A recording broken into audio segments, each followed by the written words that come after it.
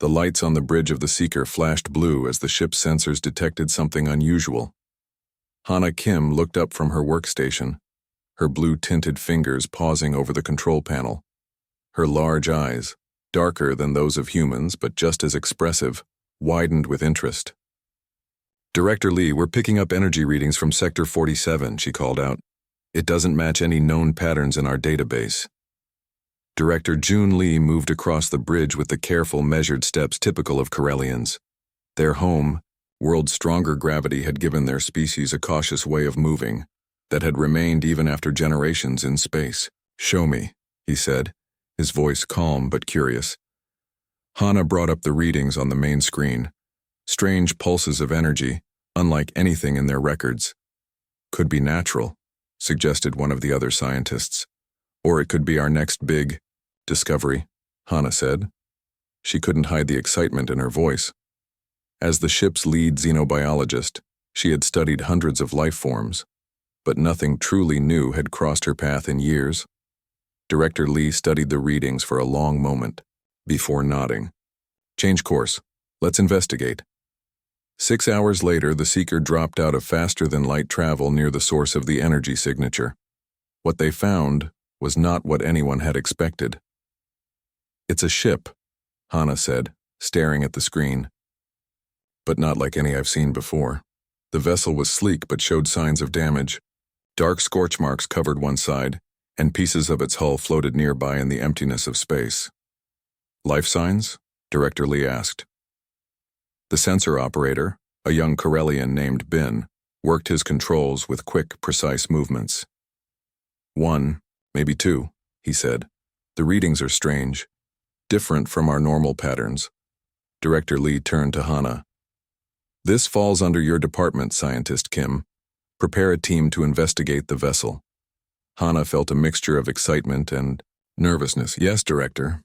The small shuttle carried Hana and her team of 4 across the emptiness of space toward the damaged ship.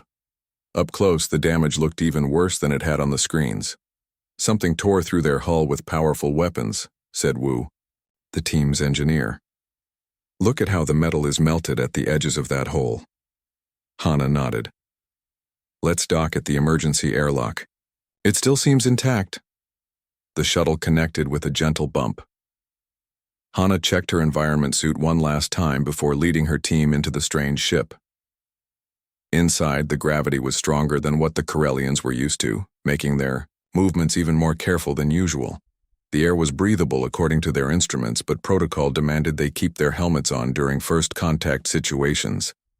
"The life signs are coming from deeper in the ship," said Yoon, the team's medical officer, looking at her scanner. 2 decks down." They moved through dark corridors. Emergency lights cast red shadows on walls covered with strange markings that Hana couldn't read. The ship had clearly been in a battle. Scorch marks lined the walls, and broken pieces of equipment lay scattered across the floor. "We should split up to cover more ground," Hana decided. "Wu and Sun, check the engine room. Maybe you can figure out what kind of technology they use. Yoon and Do-Yoon, search this level for any information about who these beings are. I'll go." Down toward the life signs. "Alone?" Do-Yoon asked, concern in his voice. "That's against protocol, Scientist Kim." "We're already breaking protocol by boarding without making contact first," Hana reminded him. "And time might be important if someone is injured. I'll stay in constant communication." Hana made her way down a ladder to the lower deck. Her scanner showed she was getting closer to one of the life signs. The ship's design was strange to her, more compact than Corellian vessels, with oddly shaped doorways and controls that seemed designed for hands similar to but not the same as her own. A crash sounded from somewhere ahead of her. Hana froze. "Hello," she called out, her translator system automatically amplifying her voice and presumably converting it to whatever language the ship's occupants might understand. "We are peaceful researchers. We've come to help." No answer came. But her scanner showed the life sign was moving, coming toward her. Hana's heart beat faster. She tried to stay calm, reminding herself that she was a scientist, that this moment, first contact with a new species, was what she had trained for all her life. The lights in the corridor ahead flickered and died, Now only the beam from her helmet cut through the darkness. A sound came from the shadows. A raspy breathing followed by the distinct metallic click of what might be a weapon. "We mean no harm," Hana said again, her voice less steady this time. "Our ship detected yours was damaged. We came to offer assistance." Her scanner beeped. The life sign was now less than 5 meters away, hidden in the darkness beyond her light's reach. Hana tried to control her breathing. A first meeting between species could set the tone for all future interactions. She needed to appear confident, peaceful, non-threatening. And then a figure stepped into the light. It stood on 2 legs like a Corellian but was built differently, broader in the shoulders, with skin of a pinkish-brown tone very unlike the blue tint of her own people. Its face had features in similar places to a Corellian's, but the proportions were all wrong. Smaller eyes, a more pronounced nose, less tapered ears. The being wore some kind of protective suit, torn and damaged in several places. Dark red liquid, blood, had dried on the material around several tears. In its hands, it held a strange device that Hana immediately recognized as a weapon, though unlike any in the Corellian arsenal. The being's eyes, small but intensely focused, locked onto Hana. For a moment neither moved. Hana tried to stay calm. Years of training told her to speak slowly, to make no sudden movements, to keep her hands visible. But all her training seemed to vanish as she truly processed what she was seeing. The readings hadn't been detecting an unknown species. The being. Before her matched descriptions in old records, stories most Corellians considered myths or exaggerations. A human. Humans were supposed to be violent, unpredictable creatures from a high-gravity world filled with dangers that would kill a Corellian in days. Their bodies were built to endure punishment that would destroy most other species. Their minds were wired for aggressive problem-solving and territorial defense. And now one stood before her, injured but still standing, armed and watching her with those small, calculating eyes. The human spoke, its voice deeper than a Corellian's, the sounds harsh and strange. Hana's translator struggled to process the language for several seconds before producing, "Are you with them? The ones who attacked my ship?" Hana swallowed hard and shook her head. "No. We are researchers. We found your ship damaged and came to help." The human's grip on its weapon tightened. It swayed slightly, clearly injured, but fighting to stay upright. "Prove it," the human said. And that was when Hana realized that staying calm might be the hardest thing she had ever done. Hana held up her empty hands, showing the human she carried no weapons. "My name is Hana Kim. I am a scientist from the research vessel Seeker. We detected your ship and came to help," she said slowly, hoping her translator was working correctly. The human continued to watch her, weapon still raised. Blood trickled from a cut above one of its eyes. After a long moment, it lowered the weapon slightly. "Tay Park, Lieutenant." "Terran Alliance," the human said. Each word seemed to cost it effort. "My ship. Attacked. Need to warn." The human, Tay, suddenly stumbled forward. Hana rushed to catch him before he hit the floor. The impact of his weight surprised her. Even through her suit, she could feel how dense his body was, how heavy for his size. "Medical emergency," she called through her communicator. "I need assistance immediately. I found a survivor, but he's injured." She used he based on the human's voice and appearance, though she couldn't be certain of their gender systems. "Yuan's," voice came through the communicator. "On my way. What species?" Hana hesitated. "Human." A long silence followed. "Repeat that, Scientist Kim." "Human," Hana said again. "And he needs medical attention now." Getting the human back to the Seeker was not easy. He was unconscious but heavy, and the Corellian team struggled to carry him. Once aboard, they took him directly to the medical bay. Dr. Sung Choi, the ship's chief medical officer, looked at the unconscious human with a mixture of scientific curiosity and caution. "I've only read about human physiology in historical texts," Dr. Sung said as he scanned Tay's body. "Their internal structure is similar to ours in basic design, but the materials are different." denser bones, more muscle mass. Their heart is remarkably powerful. Lieutenant Ji-Ho Kang, the ship's security officer, stood at the door of the medical bay, hand resting on his weapon. "Is it dangerous?" he asked. Hana corrected. "And we don't know. The old records describe humans as warriors, but those accounts are centuries old and probably exaggerated. His injuries would kill most Corellians," Dr. Sung observed. 3 broken ribs, internal bleeding, a deep cut on his head. But his body is already working to repair the damage. It's impressive. Director Lee entered the medical bay, his face serious. "What have you learned about his ship?" "It was attacked by a species called the Orcs," Hana said. "At least, that's what I could understand from his few words before he collapsed. Our team found data records on the ship, but we can't read them yet." "When will he wake up?" the director asked. "Hard to say," Dr. Sung replied. "I've given him treatment based on what I know of human biology, but I'm working with limited information." As if in answer, the human's eyes suddenly opened. In one fluid motion, he sat up and grabbed Dr. Sung's wrist. Everyone in the room froze. "Lieutenant," Kang drew his weapon, but Director Lee held up a hand to stop him from firing. Tae looked around quickly, taking in the room and the Corellians. His grip on Dr. Sung's wrist remained firm, but he didn't seem to be hurting the doctor. "Where am I?" he asked, his voice clearer now. "You're on the Corellian research vessel, Seeker," Hana said, stepping forward slowly. "I'm Hana Kim. We found you on your damaged ship.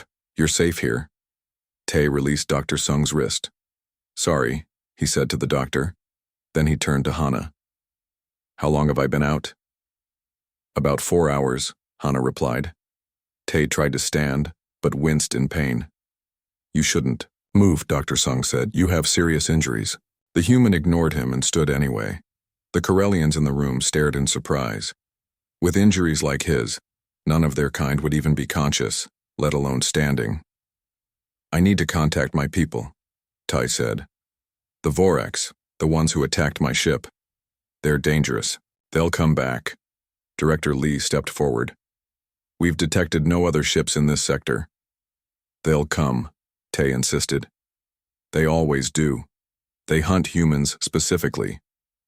"Why?" Hana asked. Tae's face darkened. "They think we're a threat to galactic stability. Too aggressive, too adaptable.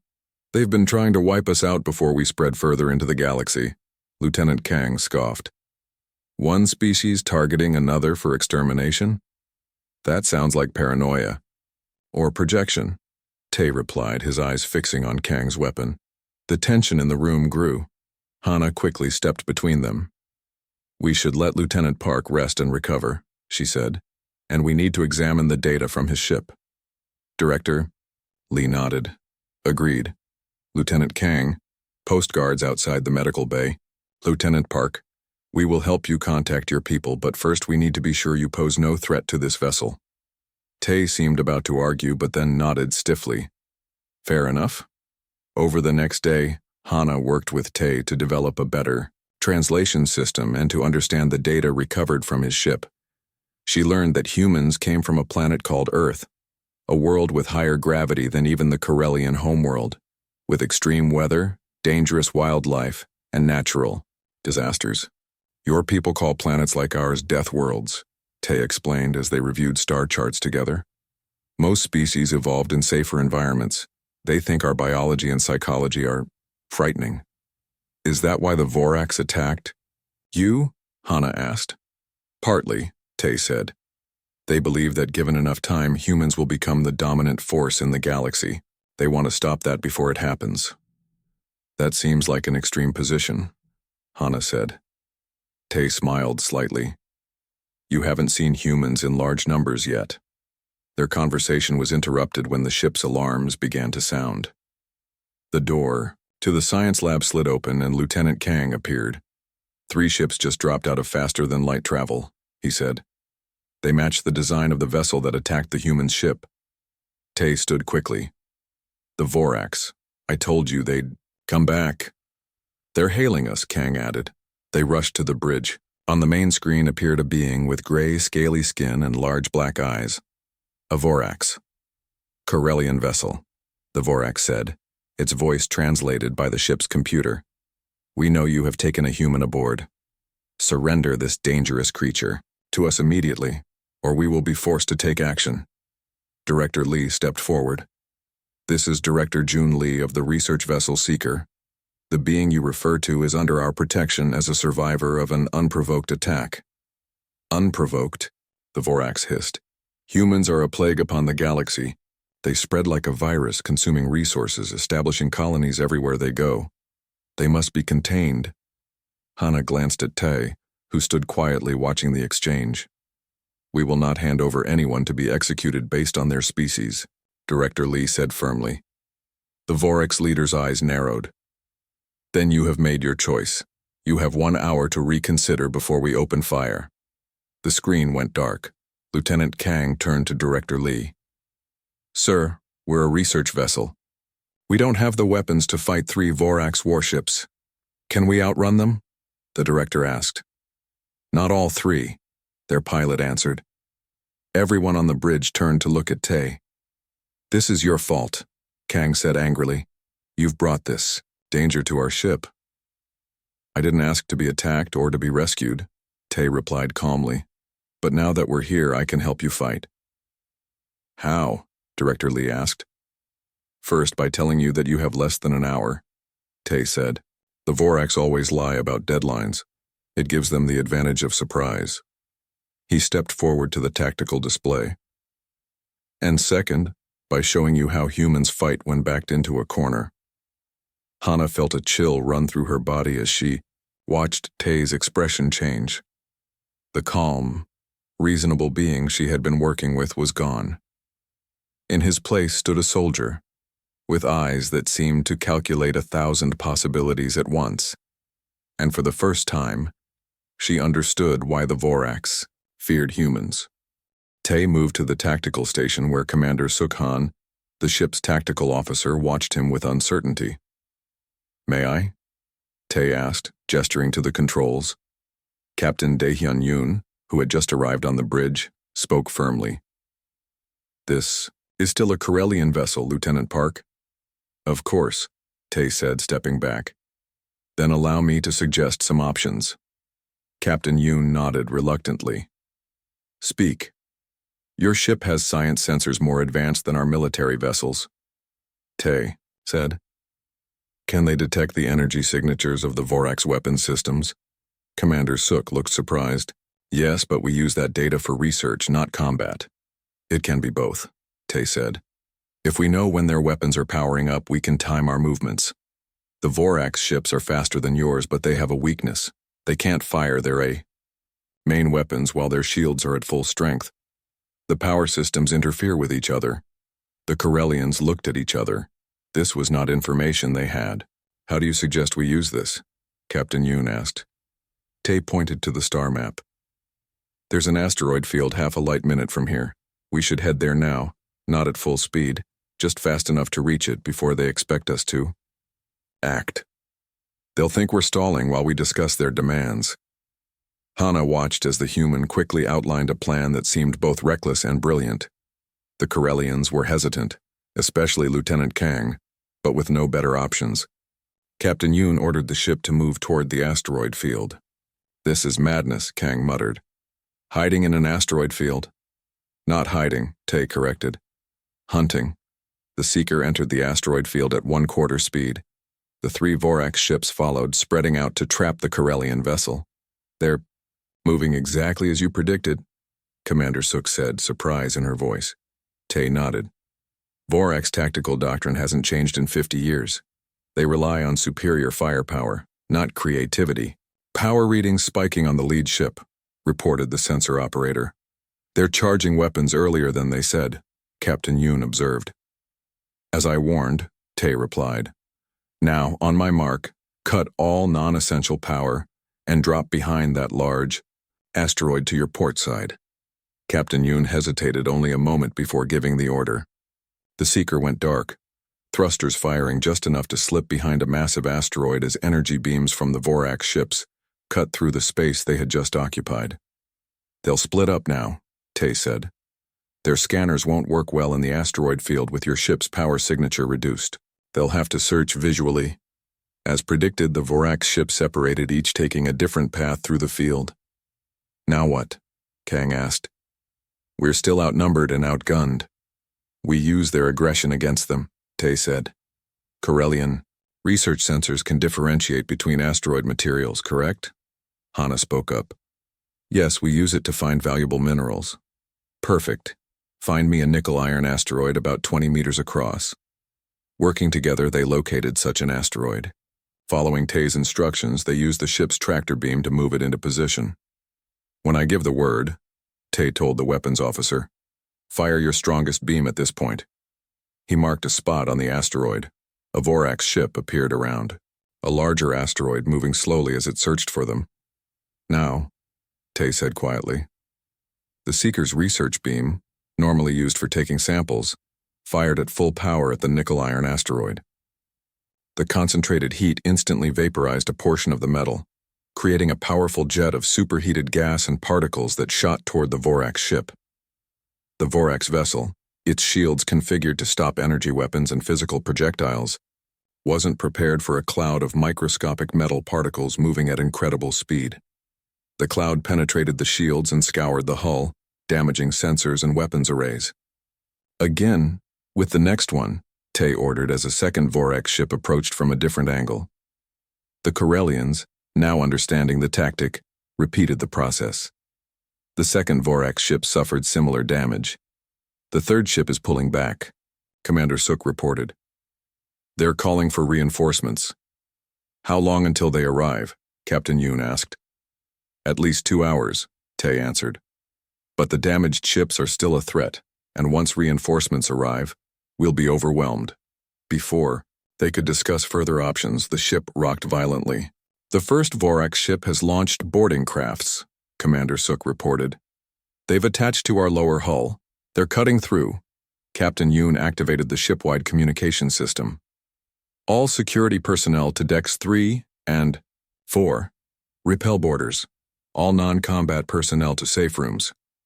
"Captain," Tay said urgently, "your security teams aren't trained for this kind of combat. The Vorax are skilled fighters." "What do you suggest?" "Let me help. I'm trained for this." Captain Yoon looked at the human doubtfully. "You're still injured." "I'm well enough to fight," Tay insisted. "And one thing you should know about humans, we're at our best when things are at their worst." The captain hesitated, then nodded. "Lieutenant Kang, go with him." Kang looked like he wanted to protest but followed orders. Tay turned to Hana. "Get to safety." Hana nodded, but as she headed toward the research section's safe room, alarms blared. A voice came over the communication system. "Breach on Deck 2, Section C. Vorax boarders have entered near the research labs." That was right where Hana was, heading. She froze, then ducked into a small storage room as the sound of weapons fire echoed down the corridor. Hana crouched in the storage room, trying to control her breathing. Outside, she could hear the sounds of fighting growing closer. Several other research staff had taken shelter in rooms nearby. The door slid open and she nearly screamed before recognizing Dr. Sung. "They're coming this way," he whispered. "The safe room is cut off."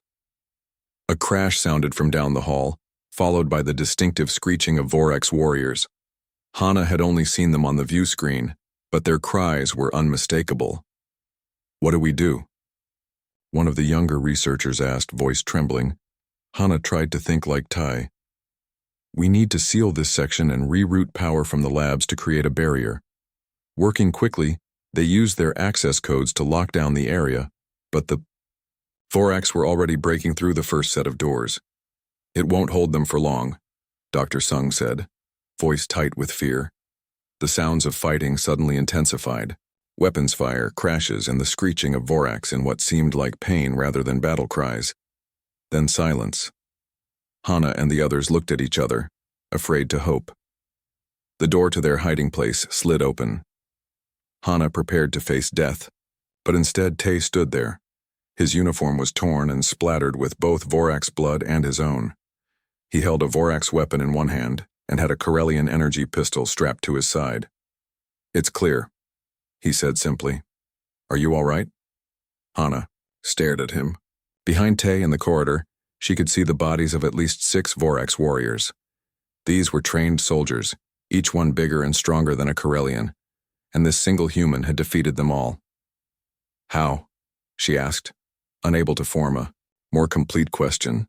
Tay didn't seem to understand what she was asking. "We need to move. More are coming."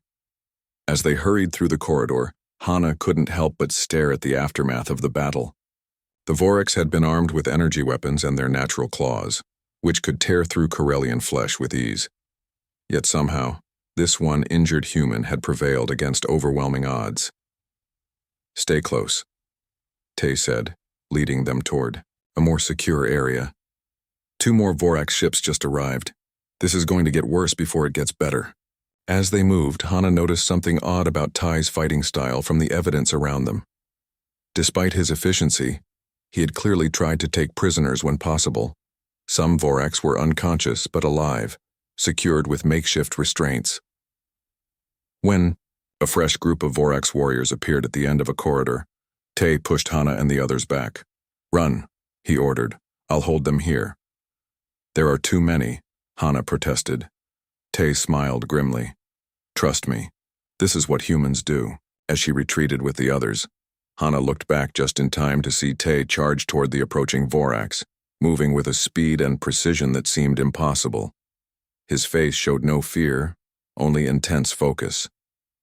That was when she truly understood why humans were both feared and respected across the galaxy. It wasn't just their physical capabilities, it was their unbreakable will, their ability to keep fighting when any reasonable being would surrender. She tried to stay calm as she led the others to safety, but the image of the human soldier facing impossible odds without hesitation stayed with her. The battle raged for another hour. Somehow, the single human soldier held the line against wave after wave of Vorax boarders. Corellian security teams regrouped and joined Tay, learning from his tactics. Together, they pushed the Vorax back to their boarding craft. Meanwhile, on the bridge, Captain Yoon used Tay's earlier strategies to keep the Vorax ships at bay. The asteroid field became their ally, providing cover and raw materials for makeshift weapons. Finally, a signal came through on the emergency channel. "This is Captain Juwon Ri of the Terran Alliance vessel Defender. We're responding to an emergency beacon. Are there any human survivors from the Explorer?" Hope filled the bridge. The Vorax ships, detecting the approach of a human warship, began to retreat. "This is Captain Yoon of the Corellian research vessel Seeker," the captain responded. "We have Lieutenant Tay Park aboard. We're under attack by Vorax forces." "Understood, Seeker. Hold position. We'll be there in 15 minutes. Defender out." Relief washed over the crew, but their troubles weren't over yet. "Captain," Commander Suk reported, "the Vorax boarders are retreating, but they've planted explosive devices throughout the ship. Can we disarm them?" "We're trying, but their technology is unfamiliar to us, and they're set to detonate in 10 minutes. The door to the bridge opened, and Tay entered. He was limping badly now, fresh blood staining his uniform, but his eyes were clear and focused. "I heard," he said. "Let me see the explosives." Commander Suk showed him the scan results. Tay studied them for a moment. "These are standard Vorax breaching charges," he said. "I can disarm them, but I'll need help reaching them all in time." Captain Yoon nodded. "Whatever resources you need." Working against the clock, Tay led teams throughout the ship, showing them how to safely disable the Vorax explosives. His hands moved with practiced confidence, even though his injuries were clearly causing him pain. Hana assisted one of the teams, watching in amazement as Tay calmly explained the process. Even in this desperate situation, he remained focused. "How are you doing this?" she asked as they moved to the final device. "You're badly hurt, we're about to explode, and you're acting like this is just another day." Tay smiled slightly as he worked on the explosive. "For humans, crisis is clarifying. When everything is about to go wrong, we find a certain kind of peace in focusing only on what needs to be done." The last charge was disabled with just 30 seconds to spare. The Terran Alliance ship defender arrived shortly after, its formidable weapons keeping the remaining Vorax ships at a distance. A shuttle docked with the Seeker, bringing a medical team and security officers. Tay was finally persuaded to receive proper medical treatment. The human doctors used techniques and medications unfamiliar to the Corellian medical staff, who watched with interest. "Your people have remarkable healing abilities," Dr. Sung told one of the human medics. "Evolution on a death world," the medic replied matter-of-factly. "If we couldn't recover quickly from injuries, we wouldn't have survived as a species." Later, in the ship's conference room, Captain Yoon met with Captain Rhee, while Tay, Hana, and other key personnel from both ships attended. "We owe Lieutenant Park our lives," Captain Yoon said formally. "Without his help, our ship would have been destroyed." Captain Rhee nodded. "Tay is one of our best, and we appreciate you rescuing him when his ship was attacked." "This incident raises serious concerns," Captain Yoon continued. "The Vorax have never shown aggression toward Corellians before. Their quarrel was with humans, yet they were willing to destroy our research vessel for sheltering one. The Vorax see humans as a threat to their dominance," Captain Rhee explained. "Now they see anyone who allies with us as a threat as well." "We are not allies," a new voice said. Everyone turned to see Admiral Min Quan, who had arrived via emergency faster than light communication. His hologram stood at the head of the table, his face stern. "Admiral," Captain Yoon said, standing. "I've reviewed your reports, Captain," the Admiral said. "While I appreciate the assistance provided by Lieutenant Park, this incident has placed Corellian interests in jeopardy. We cannot afford to be drawn into a conflict between humans and the Vorax." Hana felt her heart sink. After everything they had experienced, after seeing what the Vorax were willing to do, how could the Admiral take such a position? "Sir," she said, stepping forward, "the Vorax didn't attack us because we allied with humans. They attacked because we refused to hand over an injured survivor for execution based solely on his species. That goes against every principle of Corellian ethics. Ethics won't protect our worlds if the Vorax decide we're their enemies," the Admiral countered. "Neither will abandoning those ethics," Hana replied. "And with respect, sir, you weren't here. You didn't see what a single human soldier was able to do to protect this ship and its crew. Imagine what an alliance with their people could mean for our security." Captain Rhee cleared his throat. "If I may, Admiral, our intelligence suggests the Vorax were already planning to expand their territory into Corellian space. They've been building up forces along your border for months. Their attack on Lieutenant Park's scout ship was part of their preparation. They didn't want humans warning you of their plans." "That's a convenient claim," the Admiral said skeptically. Tay spoke up. "Sir, I have survey data from my ship that confirms this. The Vorax have established forward bases in 3 systems near your border. They weren't just hunting me, they were mapping Corellian defenses." He transferred the data to the main display. The evidence was clear. "Even if this is true," the Admiral said, his voice less certain now, "humans have a reputation for being aggressive. Some would say dangerous." "We are dangerous," Captain Rhee acknowledged, "but only to our enemies. To our friends, we are the most loyal allies you could ask for." Hana stepped forward again. "Admiral, I've spent the last 2 days working closely with Lieutenant Park. I've seen him in calm discussion and in desperate battle. Yes, humans are capable of violence beyond what Corellians can comprehend, but they're also capable of compassion, ingenuity, and self-sacrifice." She gestured to Tay. "He could have escaped on his own when the Vorax boarded us. Instead, he risked his life repeatedly to save Corellian scientists who were strangers to him. That's the true measure of their species." The Admiral was silent for a long moment. Finally, he sighed. "Captain Rhee, I would like to continue this discussion more formally. Perhaps your government could send a diplomatic delegation to meet with our council. I believe that can be arranged," Captain Rhee replied with a smile.